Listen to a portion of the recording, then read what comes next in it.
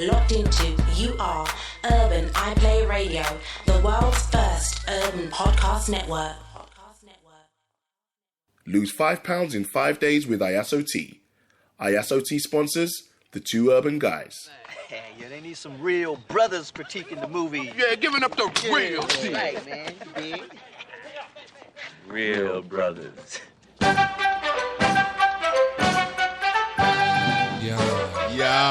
Yo. Welcome to another episode of Two Urban Guys at the Movies. Episode 21. Yeah, with your hosts, Enigma and Kwame. I like that. We're saying each other's names. That's hard. Just so you know, that I said his name and he said my name. Yeah. So They got to know our voices okay, by I now. hope so. You know what I'm saying? Might be new listeners, you never know. That's New true. listeners. What's up, new listeners? Welcome, and all of that. Man. It's episode 21, fam. 21, man. 21. We're getting into the 20s now. Yeah, man. I'm You know feeling what I'm this. saying? I'm feeling 21's this. always a good time. Yeah. Remember when you was 21, it was all good. Yeah, I slightly do, man. It was a lot of fun. We had a lot of fun. Everyone had a lot of fun I swear when they we were went to one of 21. them Choice of Empires back then. Yeah, man. Yeah. That's old Hippodrome school. and all that. Yeah, that's Equinox, old you know how it go. Yeah, Equinox, yeah. But I mean, good, though. what we're going to do, as always, we're going to review movies with an urban twist. Uh-huh. Ironically, this movie has like one urban character in it in the whole damn movie.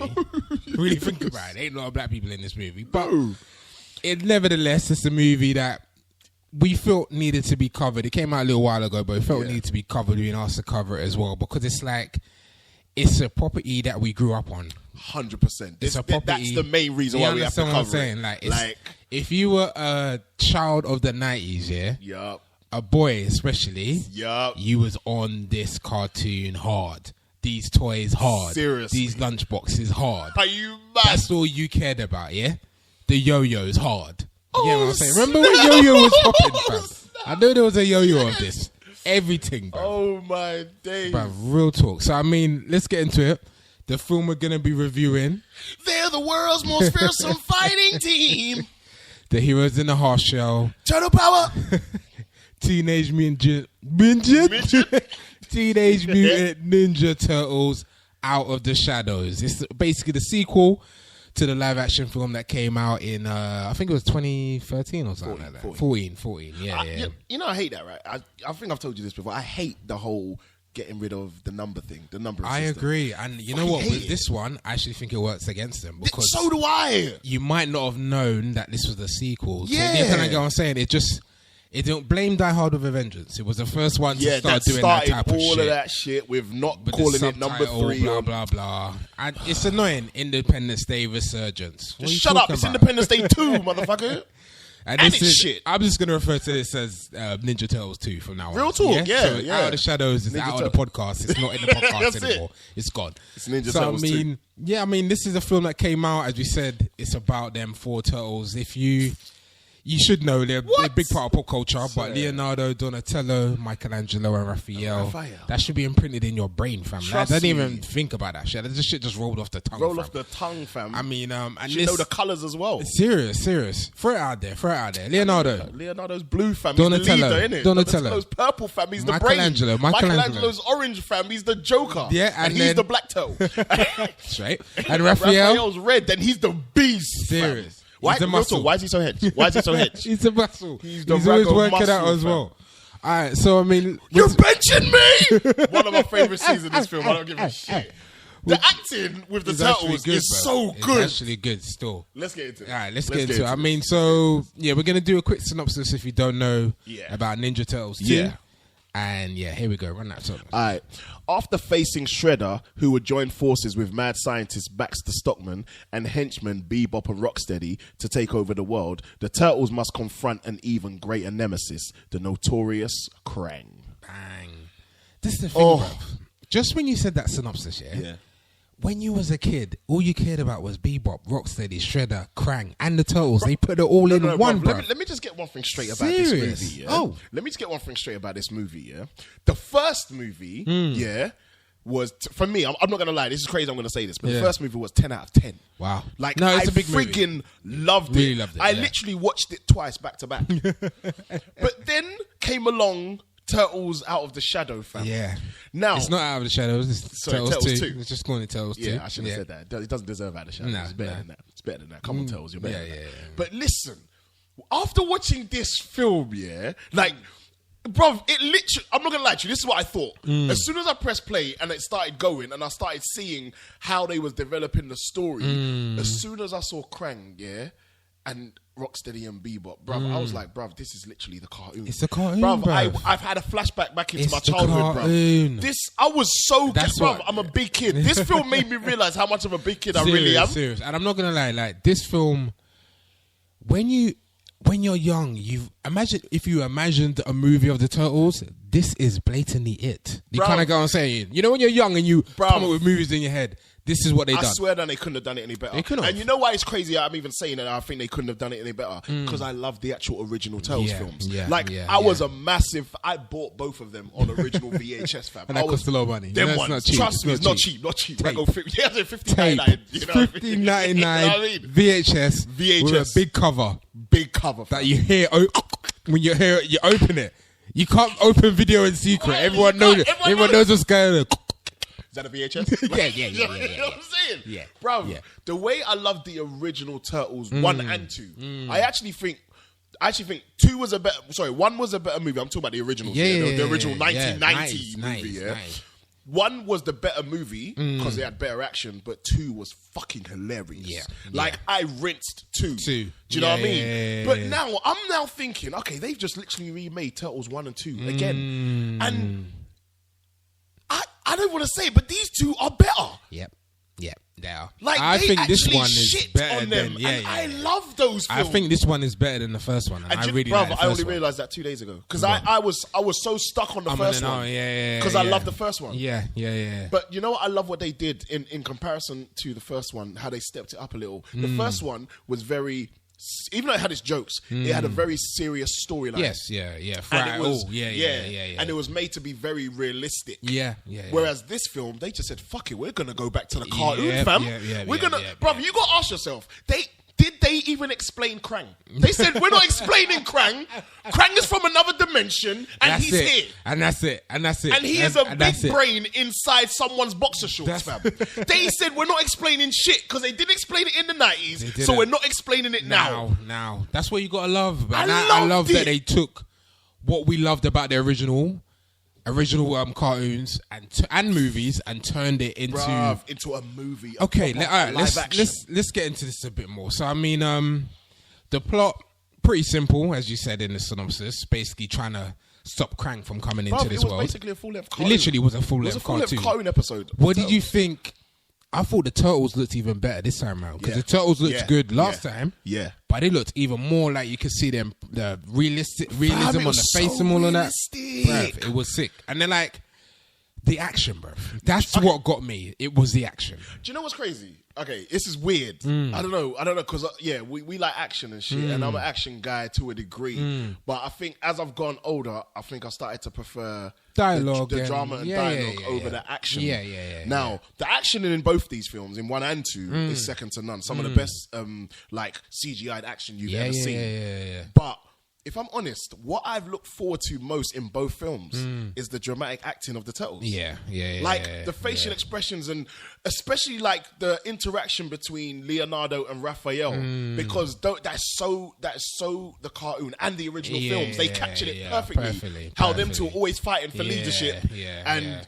Obviously, because Raphael's the hard nut. He's a hard one. Always wants the arms up and have fights and shit. But Leonardo is the captain. He's in charge because Splinter said so. Do you know what I'm saying? But this film, especially this film, captured the relationship so well. It did. The interaction between them two. And it felt like brothers having beef. Like real brothers having beef. That's literally what it felt like. And everybody, it's like everyone has their levels. Like all the brothers know their place kind of thing. Do you know what I mean? Because it's like, Donatello's the smart one. He's the one with the gadgets. He's hilarious. I really liked him in this movie. I love him in this. Every scene he was in was kind of joke. Like, he's just a funny character, how they played him. He's brilliant. When man you see when man went into the truck and the truck was popping, he was like, nah, it's nothing. I've got a few more things in it. Few more things. Like little things like that. I liked. Still. Love it. And I mean, there's a lot of quotables in this. Seriously, film, there's a lot of quotables in this. Michelangelo just he rules it. Obviously, rules it. Yeah, 100%. He was a lot of people's favorite turtle back in the day, anyway. So I know they had to play up to that. They knew that there was no way they could not make him as funny or more funnier than the cartoon character, because Michelangelo, the cartoon character, stood out. Yeah, exactly. He was the comic relief. Period. Yeah, and they captured it perfectly in the first Turtle remake. In the first one. Hands down, the best and probably the most funniest scene in Turtles, the first one, 2014. Sorry, was the scene in the elevator. Yeah, come on, the beatbox business. Yeah, you didn't see it coming. You didn't see it coming when you first watched it. You did not see that coming. Do you know what I mean? I'll be honest though. In this movie, there wasn't one moment as funny as that standout moment, but this overall was a funnier movie. Overall, if you kind of go on saying, like you said, the last one had a serious tone. This one was. It was written funnier. It was just, as you said, it felt like they said, "Let's push it to 100." They and literally let's just go. said, "Look, we're just basically going to write a feature-length cartoon." And that's because, bruv, the action was cartoon, the dialogue was cartoon. It was like 90s, we don't explain nothing humor, and 90s, we don't explain nothing dialogue, and 90s, we don't explain nothing storyline. Because you realize, think about where the film starts. The film doesn't start from anywhere in the beginning. It literally continues on from the end of the last film, and it's like, no, we're not going to give you no build-up. We're going to just think about where it starts from. The film literally starts with them, obviously, on the rooftops, going to the Knicks game. And then it jumps straight from the Knicks game into April, trailing Baxter. But they didn't explain nothing. They just went straight to it. It literally, other than My Boy becoming a celebrity, there's 6 months time? And that's what I felt like. It felt like it hardly was any time passed since the sequel. Since the first one. Yeah. And that was dope. I mean, Bebop and Rocksteady. Let's talk about sick. Bebop and Rocksteady. Absolutely sick. They were the iconic villains from obviously of the Shredder, but they were the iconic henchmen, from the first one. Yes. They got it so right on this one. They got it so freaking right. It's a joke. Like, I'll be honest with you. When I first saw, I've forgotten the black guy's name, the one who plays Rocksteady. Like, when I first saw him, I was like, nah, man, you lot got it wrong. Why'd you choose him? Like, he's the funny guy from Undercover Brother. And he was in Boston Legal as well. He's funny and that. He does that cross-dressing shit. It's a bit weird. But I was like, nah, he's not the guy, man. Why didn't you get someone else? But, brother, as soon as I actually saw the acting, it was perfect. It was Bebop. The comic humor. It was cartoon humor, bro. It was. Do you know what I mean? Like, what is it? Touch foot. You know what they was talking about? Like, and when he was in the bar and they were talking about, we should start our own clan. Maybe we should start our own Foot Clan. Work our way up to a leg clan. Like, it was hilarious, bro. It was just proper. I was like, this is a fucking cartoon, fam. Serious. It's brilliant. Serious. I mean, and throughout the whole movie, I kept thinking, if I was 10 when this thing came out, I would think this is the best movie that's ever been made and will ever be made. Like, a 10-year-old must watch this and think, blood. And that's what I'm saying, brother. I'm grown and I'm thinking this. I'm grown and I'm like, no, I love this film already. Serious. Like, I've watched it a lot, bro. I'm not gonna lie to you. Like, I've watched it a lot. Times. It's one of them ones where it's just like, I just want to watch it again. What did you think of? Alright, sorry, I'm just gonna have to draw for one scene before I ask this question. What did you think? The scene with there's a scene where they've gone to Brazil where they have to track down a part once again, it's crazy script. Part of a teleport machine that crank knees, blah blah blah. You don't care, just watching it. So it's like they have to basically skydive down into Brazil, bruv. The action in that's as good as any action you're going to see, bruv. And you see when Raphael was like, what would Vin Diesel do? Or something like that. Diesel do? That was the whole scene. I was watching, I was thinking, how the hell did you feel? Because no one human is in the scene for a long time, bruv. When the plane is, I know they have the mocap and all that, but it looks so realistic. When the plane is flying and Bebop and Rocksteady there in the plane with them, that's 6 CGI characters, no humans. Sick, and I was watching, I was thinking, wow, that is sick, bro. Like, I'm thinking it's 2016. The first one came out in 2014. I know, like, CGI rendering takes a hell of a long time. Hence the reason why they have a team of like 100 CGI workers to do them all Disney at the same movies time. And all that. Yeah. Because, like, I swear they said, okay, granted, Shrek was a long time ago and that's a different type of CGI. But it took they mad long. Like 4 years. 4 or 5 years, bro. They For one movie. must have stepped that shit up. That's what I'm saying. This came out. What? And this looks better than the first one. Exactly. It looks, everything about it looked better. How did they manage to do that in 2 years? I don't know, bruv. Well, the budget went up, and it's going to bring me on to another question. Why do you think this film didn't do as good as the first one? Do you know it was it grossed 245 million off 135 million budget? That's 50% less than the last one that came out in 2014. Do you know what it is? What do you think that was, bruv? You know as well as I do. Every summer is a battle for the top spot. Yeah, and nothing. I mean, okay, back in the day, back in the 90s. Yeah, sequels used to gross more than the original film. Virtually every time. This is not that time anymore. Yeah, for the simple fact that they don't call it Turtles 2. Why didn't they do that? They don't do it no more, period. They dropped the ball on that one. Yeah. But it's a new Hollywood rule, though, isn't it? You know that. It's like the new Hollywood rule. Because if you say 2, it almost lessens the value. We want to put all our films on par with each other, so it's just another one. It's just another one. It's just another one. It's part of the franchise. Not realizing that we like the fact that you're continuing the story. We want to know more about these characters that we fell in love with in the first film. But ask yourself, 2014, we haven't seen a Turtle film in literally 22 years. About that, yeah. So the hype of a new Turtle film coming. When I say Turtle, because they did do another Turtle film, no one cared about Turtles 3. Yes, there actually was a Turtles 3. No one cared. No one cared about Turtles 3, and no one really cared about the Turtles cartoon film. Yep, no one cared. Yeah. Which Lawrence Fishburne and Chris Evans were doing voices with. No one cared. Go on. So this film, as far as everyone's concerned, this is the remake of Turtles.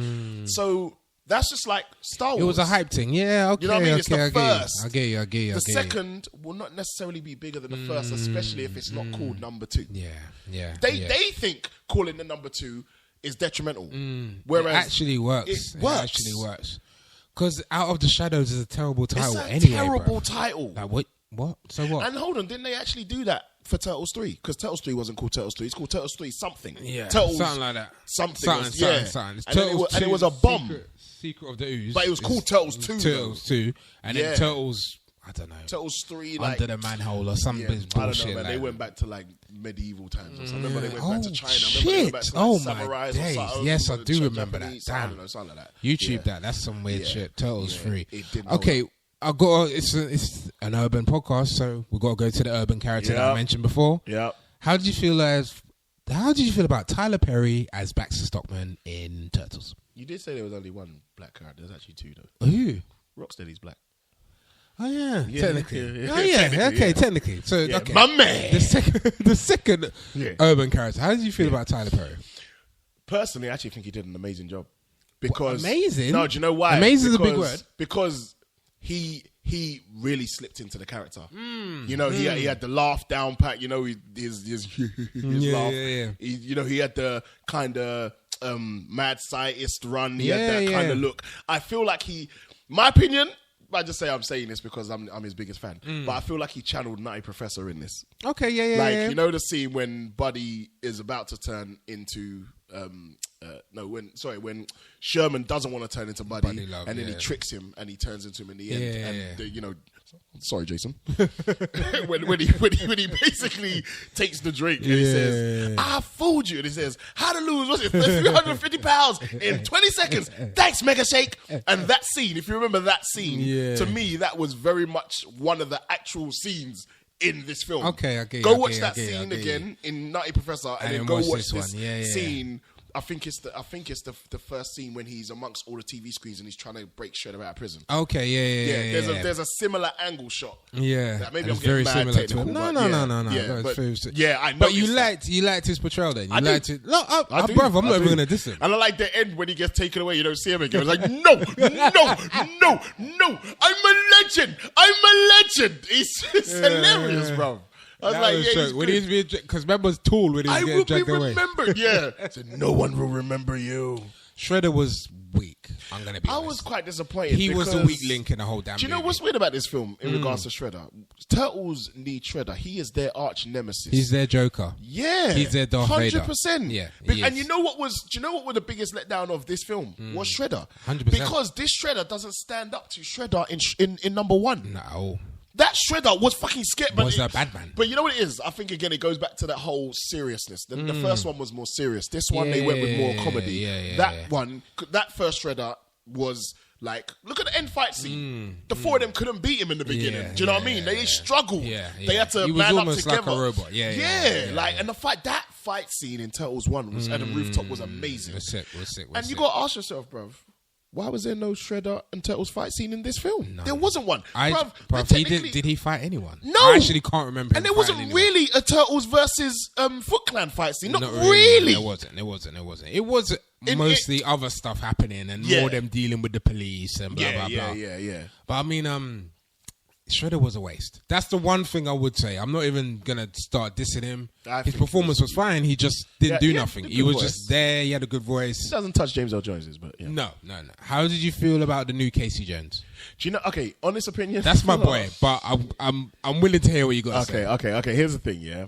I'm a big fan of Stephen Amell. From the Arrow. When he's Arrow. You have failed this city. I think he's dope at that. And the thing is, I tried to take him out of that role in a sense that, I know he's not the Arrow. But the only problem with playing a TV character 5 seasons deep, 20-odd episodes in, that's basically all you are. And my problem with him is, like, I don't know. What, this felt like Oliver Queen trying to be up in the Turtles? It did. Okay. And he didn't feel enough like... And I think I'm still a little bit stuck on Elias Koteas as Casey Jones. I still That's envision not fair. him. I know it's not fair. I know that's not fair. I know that is... You're right. That's the original Casey Jones if you don't know your Turtles. Yeah. He did well. Yeah. I'm not going to lie. Like, he's a good actor and he did it all right. But... You probably sound like you're trying to fed it for him, but it's not really working. It was all right. I wasn't... Okay, when I first heard that he was going to be Casey Jones, hyped, I was like, he is the perfect guy for it. Yeah. After watching it, not so much. The thing is, I love like Stephen Amell and Arrow like you. I'm a big Arrow fan. It's gone up and down. It's going up and down. Shit, as I say that. Season 3 was terrible, but you know what I'm saying, season 4 and all that. But anyway, we're going to something else. Felicity Smoke. I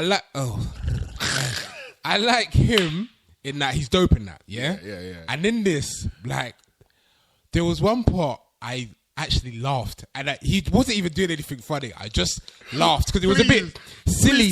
Please tell me which one it is, please. Please, I need to know. Like, it was literally just, you see the part when he was like, you see when his boss is like, you need to like... Go. His boss was like, you need to like take a break because what you... They don't believe basically what you're saying. That was supposed to be his characteristic, charisma, you're becoming a star in front of us moment. It's Officer Jones. And I'm going to be a detective one day. I know that's the scene you're talking about. It was that scene. Bruv, he didn't and do I just it didn't. And one thing I didn't notice about Steve as well, the voice.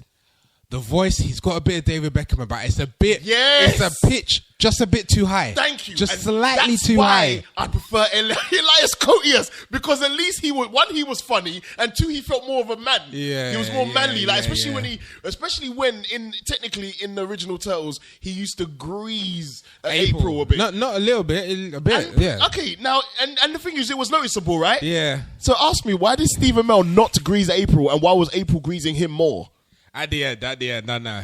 Oh, you want a guy for a do you know what I'm saying? Why is she asking you, fam? I know this is 2016 future and all that shit, but bruv, you're still allowed to chirps girl, you know? What's wrong with you? I thought that was mad soft, and you know what part as well, like, see the part when he goes and smashes up the bar? I've done it in quotation marks when he's throwing the glass. That was the worst smashing up the bar ever, fam.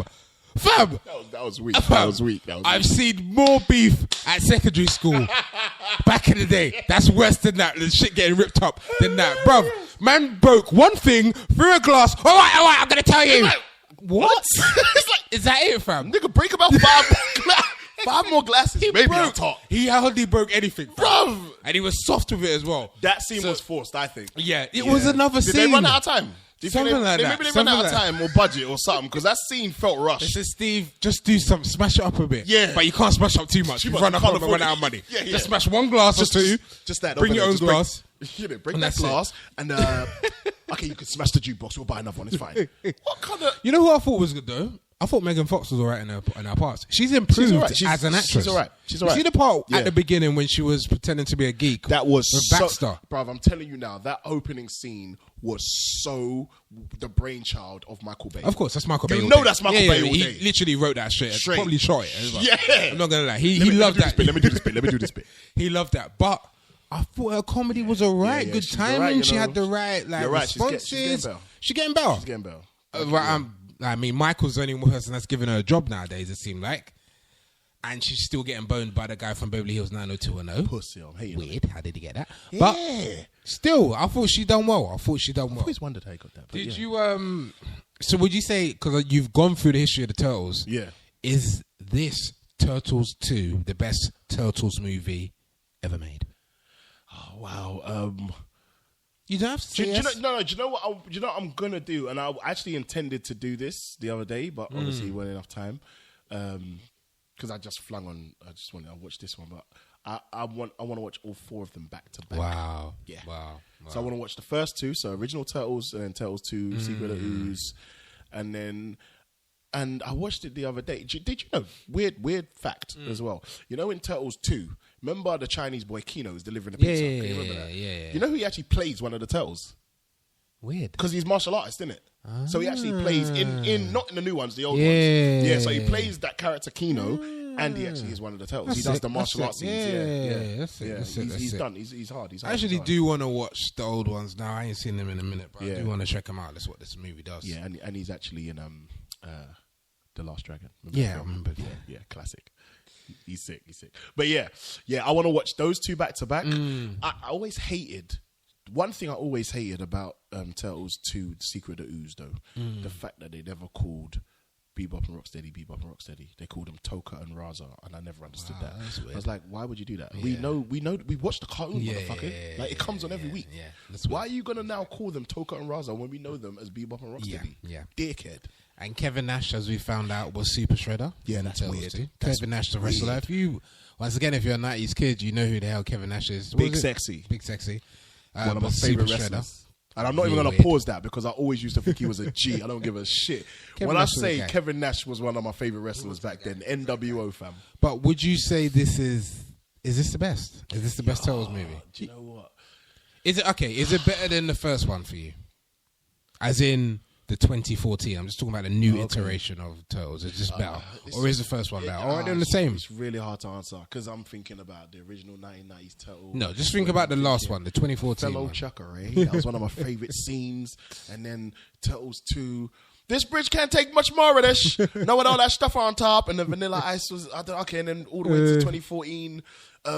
That action scene down the side of the mountain is literally I've watched that scene alone. This is Turtles 1 2014. I've watched that scene more than I've watched the film. I've rinsed that one scene because it's just ridiculous. The visuals are stunning.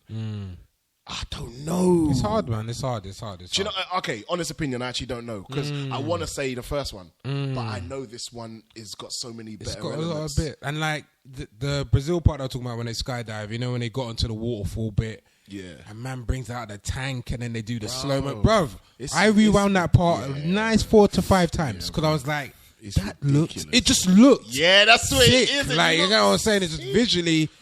This director, he got a future. That's why I hope that this guy gets some more shots. Yeah, I've got my answer. I'm sorry. Okay. Yeah, it's the first one.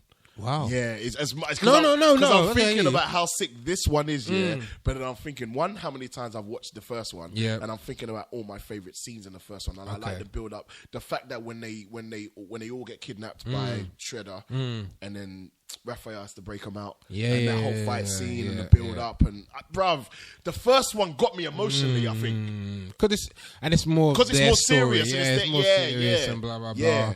The fight and you know what I think the first one as well had the benefit of Splinter in he's in it brought much a lot more of gravitas to it, and the whole father figure, the fights, blah blah blah.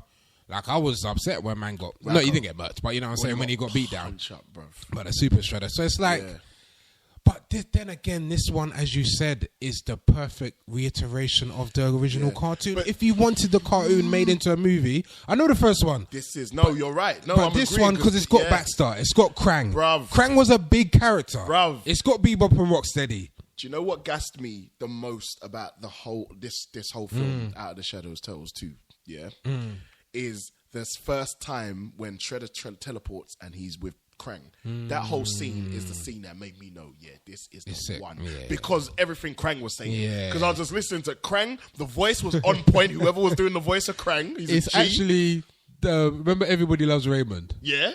Raymond. No way! His brother. Raymond's brother? Yeah, Raymond's brother done it. Oh, snap. I didn't know that. Yeah. Heavy. He's a G. He's Raymond. A G.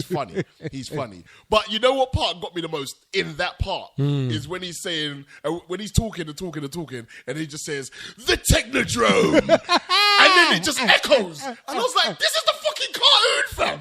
This is brilliant. He was watching the cartoon. I was watching the cartoon. I was like, cartoon. you know, they literally just said, okay, I'm just going to go watch every Turtles cartoon from the 90s back to back. Yeah, and let's do this. And let's do this. Yeah. Because, bruv, you have to understand, one, you went from reality in Turtles 1 to a teleportation device and now an extraterrestrial being who you haven't even explained. Like you said, there was no... Even I was thinking, wait, when are we going to be told? Yes. But then you start... after 30 seconds, you're like, okay, we're just going. All right, fine. This is what's happening.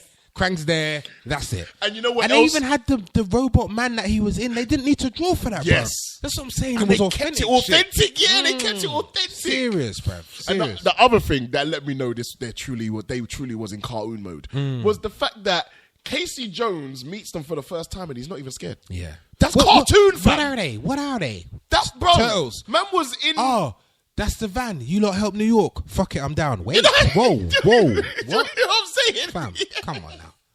Like, they're big as well, innit? They're big. They're not small guys. Like, they're big. Do you know what I mean? Like, you'd be shook. You'd be shook, fam. Like, you mad. Like, you ain't gonna go down the alleyway and see motherfuckers. Even if you saw a dude that big, you'd be praying. And then you go closer and you see fam, the turtle, fam. And it's 4 of them. No thanks. It's all right. You know, I'll be praying, fam. And I liked Will Arnett was funny in this as well. You know, yeah, he's good. I can't remember his character, but he's good. He little parts. He was very funny in the first one. Yeah, the Falcon. You ain't even allowed to say my name yet. You want to earn some points? Go downstairs, get me a coffee. It's his voice. His voice is hilarious. He needs to do voiceovers for cartoons. No, bro, he does bear. He does. He does bear. Okay, I never even knew that. Yeah, he does bear voiceovers. Yeah, he needs to. He's got that voice, bro. Got that real original voice, though. Real original voice, though. Yeah, I like it. So let's wrap it up. Yeah, man. What's the picks out of 10 that you're gonna give this one? Oh man. Just keep it real. 9. Bang. 9. Yeah? 9? Yeah, 9 picks, fam. It deserves it. It's that good. Because I'm going to give the first one 10. But again, this all goes down to the fact that I'm a humongous Turtles fan. Big Turtles fan. Yeah. You know what I mean? And I'm going to follow suit with 9, man. I'm going to follow suit with 9. If you are a Turtles fan, and even if you didn't even watch the first 2014 one, get them both, watch them back to back. Yeah. But this one, if you watch the 2014, watch this one, because this pure fun really is a reiteration of the comic. It's the comic live action. It really is. Well, remember it was a comic originally as well. Of course, but the cartoon, live action. And honestly, if you're a Turtles fan, there's no way you're not going to love this, bro. Trust me. Serious. Definitely check it out. Young or old, it don't matter. You will love this. 100%. Let's go to our sponsors. You are now listening to Two Urban Guys at the Movies. Looking for the perfect place to hang out and record your music? You just found it. White Hut Studios is a professional recording complex based in Croydon, South London, that's perfect for creatives who are looking for a perfect place to produce their future hits. White Hut Studios can help you craft your project to meet and even exceed your expectations. You can work with our professional sound engineers, producers, and songwriters to execute your ideas and achieve industry broadcast standards. For contact details and more info on this amazing recording complex, log on to www.whitehutstudios.com. They're heroes in a half shell and they're green. When the evil shredder attacks. Still in that Turtles mode. You knew the words, though. Everyone knew the words. But Teenage Mutant Hero. Sorry. And I loved how they ended. Wait, okay. We're on the next movie. They actually played the themes at the very end of the movie. Yes. However, we continue our previous review. So clearly Turtles fan. So we're back now, and now there's a little change up to the format. We're not going to do another movie. We're going to go straight to the urban classic, which is, as we've been hearing, one of people's favorite sections, and we want to bring it forward and bring it more prominence, and we're doing that by giving it straight to you. And with this new format, we've chosen a classic. This is more than a classic, though, bro. Yeah. Like, we've put up some classics. Yeah, Yeah. I mean, we've done Paid in Full. Yes. We've done New Jersey Drive. Best Man. We've done The Best Man. We've done Friday. Yep. And those all sit in a pantheon of the greatest urban classic movies ever made. Yeah. Here's another one. Definitely. This one sits comfortably along at the top. Comfortably along. But when I say at the top, I don't mean above the rest. Yeah, but with the rest, on that same level. And I mean, this is a film. It came out 1999. This is peak times of the urban movies, bruv. Yeah, peak times. Right? This is when they had just left the realm of just hood movies into the comedic movies, kind of rom-com, really well produced. Yep. You know what I'm Actually saying? looking like it spent a bit of money on this shit. One of the best urban directors as well, by the way. One of the best black directors in Hollywood. Serious, and he's doing his thing now as well. So I mean, shall we tell him what it is? This urban classic. Them hanging them on. In fact, we're not really because it's on the title. You could have read it by now, so you probably already know what we're talking about. However, just in case, this movie we're talking about is The Wood. Bang. Yo, Jerome! Back in the day when I was young, I'm not a kid anymore. But some days I sit and wish I was a kid. The Wood. I mean, if you don't know, urban classic movie starring Mr. Omar. Mr. 90s himself. I was in every 90s movie. Epps. Yes. Tay. Everything. I was also in many 90s movies plus 2000 digs. And Richard T. Jones, as in the most recognizable black guy you know, but you don't know his name. Actually, what was Richard T. Jones in before he was in The Wood? There was everything. He's in a lot of shit, bro. Actually, he was in a lot of shit. Yeah.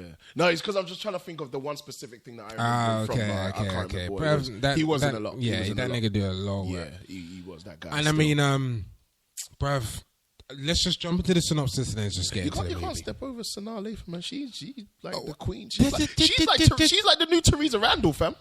This is my thing, bruv. If you're watching the movie, you don't see Sanaa until the very end. Why is she getting mentioned? I see more Tamala Jones up in this motherfucker than I do Sanaa. Okay, my bad. You're right. You're right. I am not going up in there with my breast smelling all tart and shit. I'm sorry. You're right. So we're going to quote a lot of lines through this because it's a very quotable movie. Real and talk, we used to quote this movie a lot. Let's not get it twisted, I have to put this out there even before I do the synopsis. Yeah. The Wood is top 3 favorite films of all time. Wow. In terms... And we're not joking. I'm so sick. Like, yeah. You know. Like, we rinsed this shit growing up. Like, hard. Like, hard. we probably, this is one of the films, like, alongside films like House Party, Coming to America, where you know all the dialogue and shit. Yeah, this Friday, is one of them. This is one of them. Yeah, but anyway. Bro, when I was rewatching it, you're saying the lines way before. You knew the lines was coming before they came. Like, but anyway, yeah. Okay, drink the synopsis. Yo, who's better? Vanity or Apollonia? Vanity? It's the best. All right, let me do the synopsis, right? Yeah. On the wedding day of a writer's friend, things aren't looking good when the groom goes missing before the ceremony. During his and his other male friends' efforts to retrieve him, the writer named Mike can't help but tell the story of his youth with his friends. Ever since he met them on the first day at a new school, they shared the common experiences of growing up and life's discoveries. If I just read now, I got chills, bro. I don't know. That's what I'm saying. Like, how the fuck, and I have to say the fuck. How the actual fuck did Rick Famuyiwa pull this shit off? Because debut film, man. It's the best, for me, one of the best coming-of-age stories ever. And it's not even really a coming-of-age story. It's not. It's literally just a story told in flashback. Yeah. But it's still a coming-of-age story because as they're growing up in terms of the flashbacks, you almost see the characters as they're grown-ups as why they are the way they are. The story is told brilliantly. Because if you think directed by him, first-time director, screenplay by him, written by him. Yeah. Bruv, you got to give him ratings for that. Bro. Yeah. Like, he is, and I'm talking about the director, Rick Famuyiwa. Like, he is like, I've got my favorite, like, writer, directors and shit. And, like, recently, like, Tony Scott's moved to the top of my list. Like, before it was like... Mr. Suicide. Yeah, allow him, man, please. Go kill yourself. Nah, fam. You don't, as I said before, you mentioned his name before. You don't get no ratings if you kill yourself, innit? Nah, I know what you're saying. Like, sorry, allow him, man. He's my if you're favorite, like, man.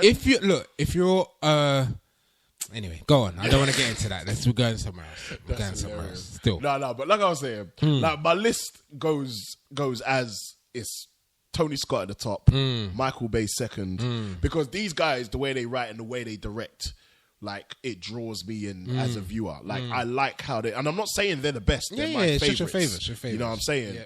And obviously, I like how Spielberg tells a story. I like Lucas. Do you know what I mean? But this guy, he's like shot in as one of my favorites, and he's really close. He to hasn't the top. made a bad movie. That's what I was getting at. Real talk, man ain't made a bad movie. We're talking The Wood. Was his first attempt. Big. Let's look at it. We're about to go into that. Look at his next film. I know you're not a big fan of this. No, remember I changed my view after watching it. Yeah, we reviewed that. Brown Sugar. Brown Sugar. Good film. It's a good film. He made that 2-3 years later. And then one of my favorites. And then about friggin' 30 how many years later? Yeah, this motherfucker has the cheek to come out with a film called Dope.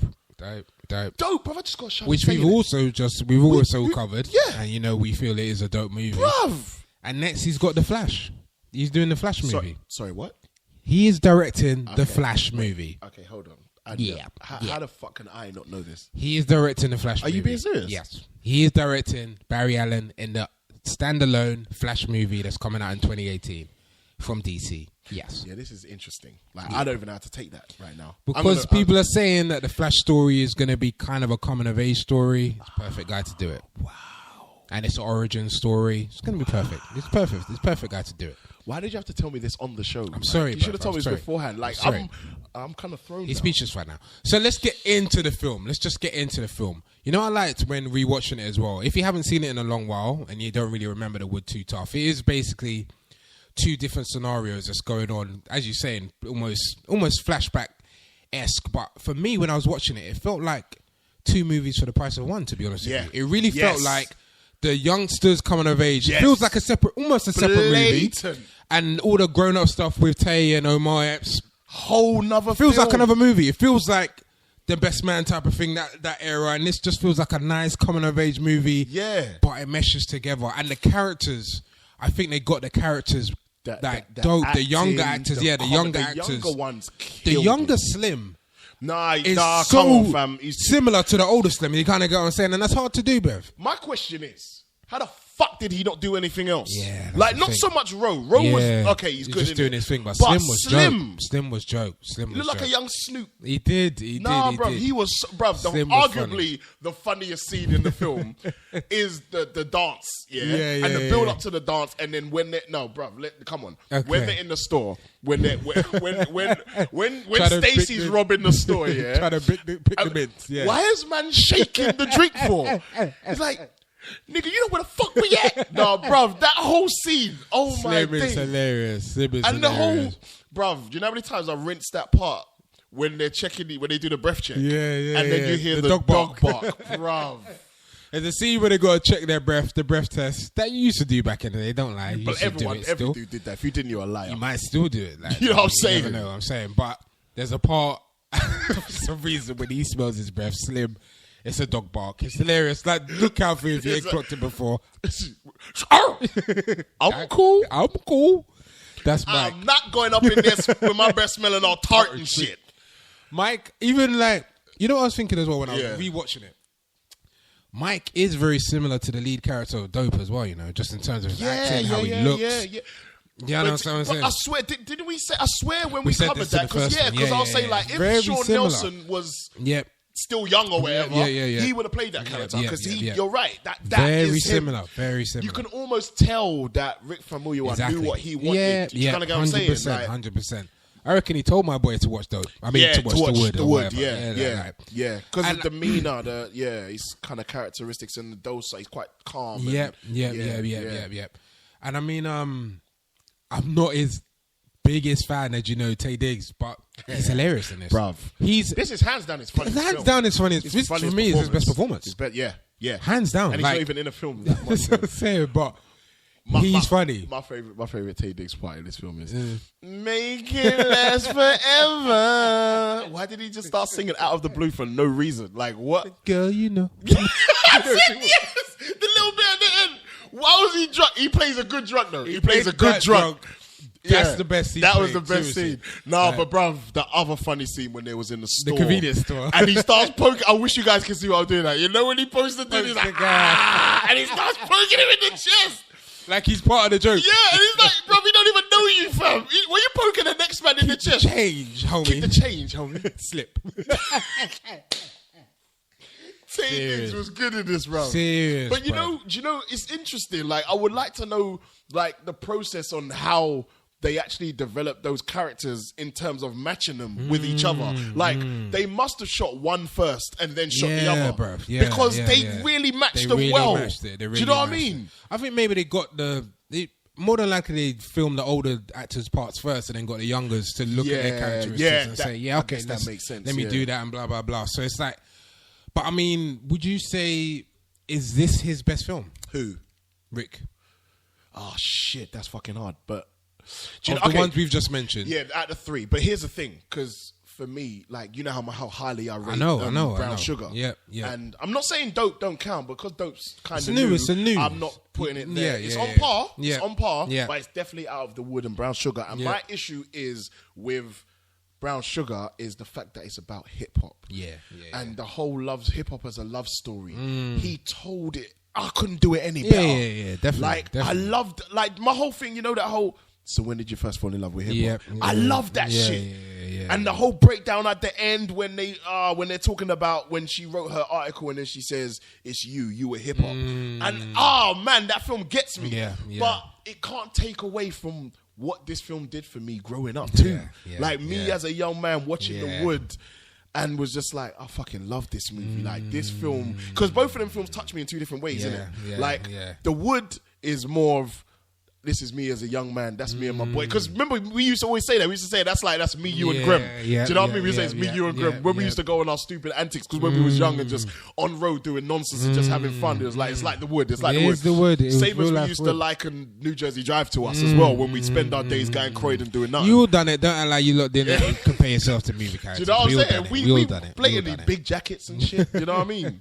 Like, no, we're going to wear this. Let's all wear this. Do you know what I'm saying? So watching a film like The Wood was just like, this is us, bro. This is hilarious. Do you know what I mean? When you have them girl conversations and girl competitions. But this is what I'm saying. That's why it's so impressive that this was his first film and he wrote it and he directed it. That's some sick shit, bro. You know why? Because it was very much the tale of American teenagers as well. But it was relatable to what most teenagers go through in their youth. You kind of go on saying how you see girls and how you act around girls and blah, blah, blah, and the whole mint test and all that. Like that shit that you used to do with your boys. I understand someone saying, like, a lot of people, that's why I think that movie resonated with a lot of people, because it got a lot of what it means to be just a teenager growing up and dealing with them hormones. And that's hard to deal with. You get Probably me?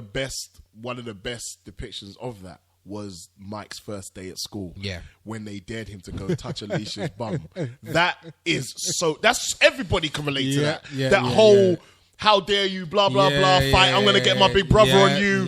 Who hasn't experienced or seen that? You've experienced it, or you were the big brother, or you were the person the big brother was going to come and that's the reason why I think most people love The Wood. Because it's like, that was like me in primary school. That was me in secondary school. I remember that. I remember growing up like that. Do you know what I mean?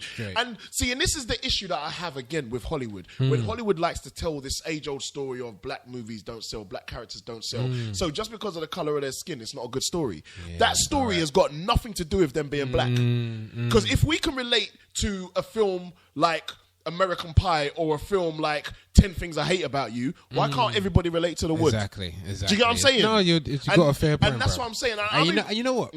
The point that you just made is, and I didn't even think about it till just now, other than the fact that their area is a dangerous area, there's no real blackness, not like referring to them as black. Even when the cops stop them, and it's not even like race. They could have gone the whole racist black man. They didn't. They just done it as cops are jarring. But you know exactly, and they are. That's all they done it as. That's a brilliant scene. So I think it's like honestly, see your crying ass in the back. Nah, bro. Do you remember how much we used to risk that scene? On the real though, why did man start crying? No, seriously. Fam, if the police stops you, do not cry. That is the one thing that is gonna give the game away. Regardless, you might not even done nothing, but if you're crying, the policeman is gonna say, bruv, something's going on here. Get why your you crying? crying ass in the back before you get beat. Oh my days. Serious, bruv. Man, Stacey, shut the fuck up, man. Pussy, shut up. You shut up. You know what I mean? You shut up. Okay, but here's the thing. See, and that's what I actually like about what Rick did with this film in particular. This film is set in Inglewood, California. That's a dangerous blood creek area. Clot. Yeah. So what's up, blood? Yeah, that scene. But you know what? See, and that's what I'm talking about. See, that scene in particular. Yeah. If you look at that scene and how he developed that scene and how he told the story, it's almost like, see, kids have got to grow up around gangs. Yeah. But look how he depicted it. It's like, okay, not everybody's in a gang. Look how they blind them. And look how Johnny's friends were. Say, we told you not to wear that hat in this area. Because remember, he was in a blood area and he's wearing quick colours. Because that shit was very real. But I like the way he touched on it. It's like he dropped a little ink of a little blob of ink in the water and it just dissipated. He didn't go too deep into it. And he done exactly the same thing with Dope. Because if you think about the characters, they're not your classic urban characters. They're not bad man. They're not on road, but they live in that area. That's all it is. And he's showing in all of his films that black people do not have to be stereotyped, put into these pigeonholes. That's why he's the best. Because he's basically the only one that really does it. Aside from Malcolm D. Lee. He's the only one that does that. Doesn't have to be pigeonholed. We don't have to. You could live in the most dangerous area. Doesn't mean you're going to be a gangbanger. Yeah. Doesn't mean that. And that's why I hate that age-old rhetoric that Hollywood is always making black directors think, okay, the only way you're going to get this Hollywood, this film greenlit is if you're making a hood movie. Exactly. Who says? Because technically, they can try and push off the Wood and Dope as hood movies, but they're not hood movies. They are both coming-of-age stories of young men who happen to be black, that grew up in the hood. That's all it is. But it's not about the hood. It's not. That's just where they grew up. That's what I'm... Do you feel me? Rick is the guy. Rick knows how to write. He knows how to write. Because I like the way, it's almost like he has 1 foot in, 1 foot out. So he tells a story and he'll touch on a little bit of the hood. And then he'll be like, no, I don't need to delve too much into it. So that's enough. That's enough. So, I mean, yeah, bruv. I mean... In terms of this film, in terms of this film, classic. It also has one of the best. Stacey for me is just one of the best characters in any black movie ever. He's short in his short little moments in the film are seriously some of the best. He's got some of the best quotables. He's got some of the best quotables. He's harder than DOC. Yes. Like he's just jokes. Stacey is yo, that shit right. Yo, man, I'll just make a whole album talking about Alicia's. Oh, Alicia. Melinda Williams. Yeah, that was that her peak? Melinda's peak? If you like Melinda, that was... No. She I'm was in Soul Food, man. Okay, but she looked real good. She looked real good in that. But Stacey was Alicia's sister, and Stacey just hilarious. And Stacey's in Dope as well, isn't he? Right, yes, playing the same character. That's what... Yeah, you Stacey, ask your daddy about me. Nah, he's the best. And only someone like Rick would have done that. He didn't need to do that. He didn't need to throw him in. He did not need to make him the same character. Could have been anyone. He smashed it, bro. All right, bro. I mean, yeah, we need to let's just wrap this up. Do I need to ask how many picks? Dumb question. Yeah, I mean, it's 11 out of 10. It's 11 out of 10. If we could give 11 picks, we would. Facts. Genuinely one of the best urban black movies you're going to find. I think it was an instant classic. It's even better now. If you haven't watched it in years, please check for it. I'm gonna draw watch for it. No, seriously, draw for it. You know, and it's one of them movies, yeah? It needs to be nighttime. You need to have some popcorn. Yes. And you just relax and sit back and catch some jokes. That's all you need. Yeah. A lot of liquid, a lot of Coke, a lot of drink, whatever you need. It's one of them. Yeah. You just kick back, you're having a good time, you're relaxing, bro. A little bit of weed can help. A little bit of weed. Reminisce back. He's not condoning that. He's just saying it might help the mood. Might help. And just think back on your youth, how it was when you were a teenager, the gal you was running after, the mans you was running after. Yeah. It brings you back to them days. Can I just make one point, though, in that scenario? Fellas, I wouldn't genuinely recommend you watching it with your girl unless she's got a sense of humor, because it will just end up pissing you off because she won't find the funny scenes funny and that'll piss you off. So make sure you know your girl. I can kind of hear that. You feel me? Bro, be honest. If your girl hasn't got a certain type of sense of humor and you're busting up a certain scene and she's not finding it funny, she might find it all sexist. Yeah, it will piss you off. Blah, blah, blah. But you know. Why did he do that though? I ain't trying to hear that. Alternatively, let her go out and watch it by herself. That's what I'm saying. That's all I'm saying. That's all I'm saying. Either way.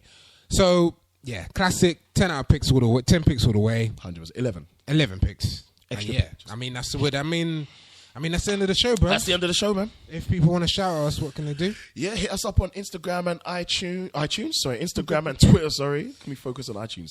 Yeah, make sure you hit us up. It's at urban_iPlayer. So it's at urban_iPlayer, as well as at 2 Urban Guys. Yep. And that's the number 2 Urban Guys. Yep. And that's both Twitter and Instagram. Yep. And make sure you log on to SoundCloud and iTunes and subscribe, comment, reviews. There you go. All of that. And represent. And yeah, man, thanks again for you guys for listening. Yeah, man. And that's another show, man. Until next time. Peace. Black Star Power. Ownership is key. We are. Peace. You are locked into Urban iPlay Radio, the world's first urban podcast network.